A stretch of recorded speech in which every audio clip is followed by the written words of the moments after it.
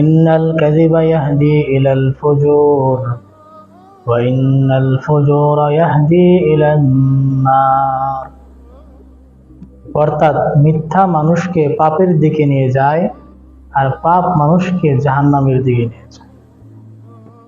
আপনি যদি মিথ্যা কথা বলেন তাহলে আপনার তো আখিরাতের দিক দিয়ে আপনি ক্ষতিগ্রস্ত হবেনই, দুনিয়ার দিক দিয়েও আপনি অনেক ক্ষতিগ্রস্ত হবেন। আপনি যদি অতিরিক্ত মিথ্যা কথা বলেন তাহলে আপনার প্রতি মানুষের অন্তরে যে একটা বিশ্বাস রয়েছে সেই বিশ্বাসটা উঠে যাবে। এক পর্যায়ে এমন হবে যে আপনার সত্য কথাকেও মানুষ মিথ্যা বলে বিশ্বাস করবে। এই জন্য আমি বলি কি, জীবন চলার পথে প্রয়োজনে সত্য বলতে গিয়ে কাউকে কষ্ট দিও, তবুও কাউকে মিথ্যা বলে ধোঁকা দিও না।